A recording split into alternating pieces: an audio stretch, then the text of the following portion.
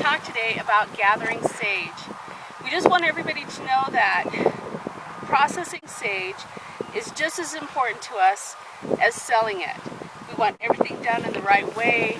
We want everything done properly so that when people use this sage for their most sacred interpersonal uses, they can know that it started out in a good way. This patch of sage is not normal. We do not have a normal winter.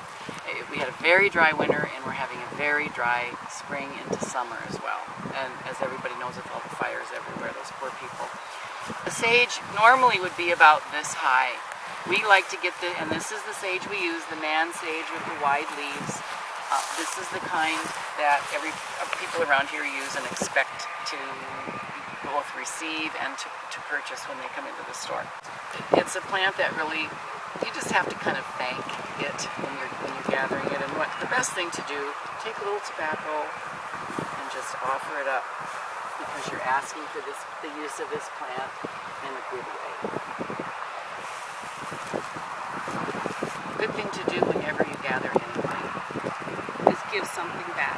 Exactly. Please Never pull the sage up by the roots. We do, and don't harvest the whole pack. Just take what you think is maybe the most mature, the best looking. We like to get it before it's seeded out. Normally this would not be seeded out until way into July. So what you do, it's kind of got a woody, this is an Artemisia species, and there's about 200 of those species in this country. You just get down there and you just we use these kind of heavy secateurs here, and that's what you can use, and that's what you get. Beautiful. Smells like the prairie, huh?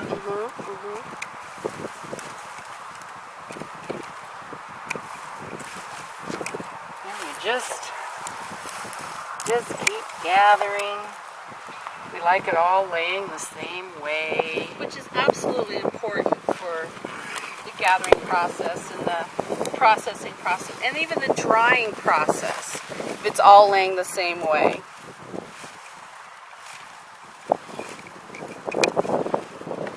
It's fun to be out here doing this with you guys. You too. This is the way to do it. It's very simple. It's real basic. I mean, there's no real trick. It's just, what we're doing is we're wildcrafting, and we're just trying to do it sustainably.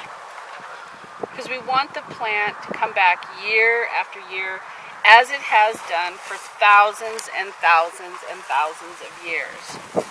This is a plant from this country. It wasn't brought here or imported here or anything like that. It is from here. And has been used by the people too for thousands and thousands and thousands of years. This is the man sage. The woman sage is a lot smaller, shorter, and it's way more frondy, and it's kind of softer. It's a whole different thing. And it's the man sage that we're looking for. There is a subspecies of this plant, and the leaves are thinner, and it's got a sharper smell. The whole plant looks thinner and sharper. This is the one we like. How can you tell? You can tell, basically, you can tell by looking at the leaves. These leaves right in here are much wider.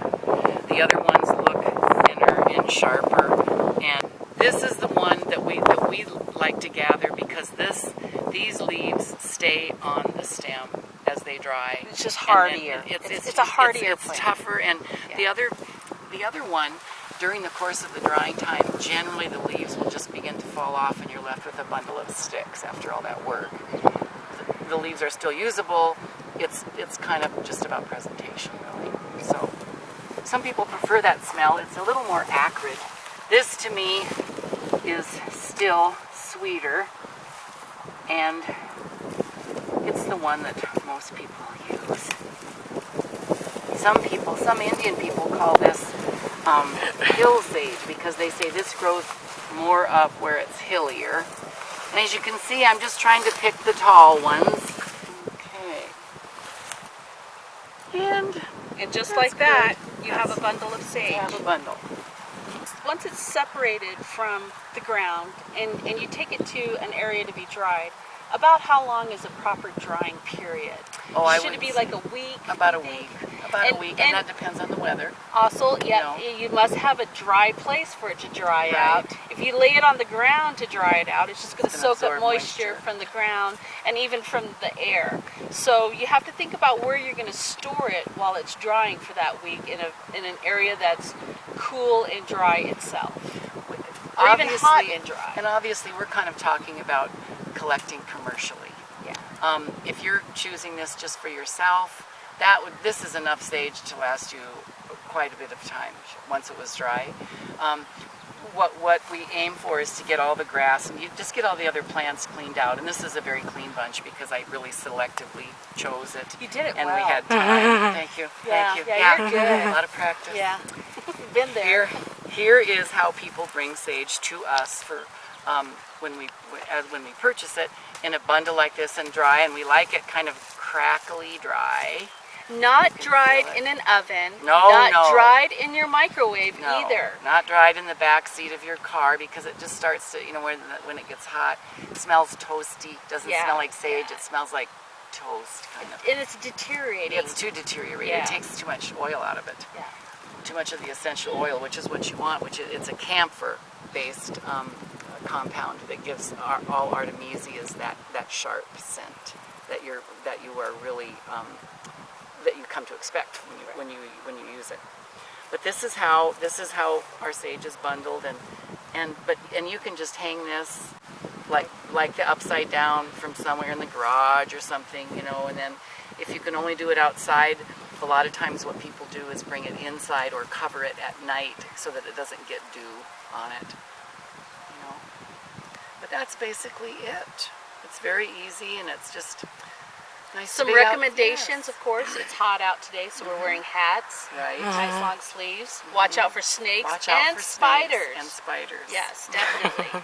And if you're going to go on private property, please ask for permission. Please. Good point. Yeah, don't just assume that people No. will understand what you're doing on their property. Just because it's the national forest, for instance, doesn't mean that you can have. You really do need to get permission. Yes, permission first. And actually, sometimes in some districts, they will actually make you purchase for a relatively small fee. They'll just give you a cutting fee or a charge you a wildcrafting fee if they allow it.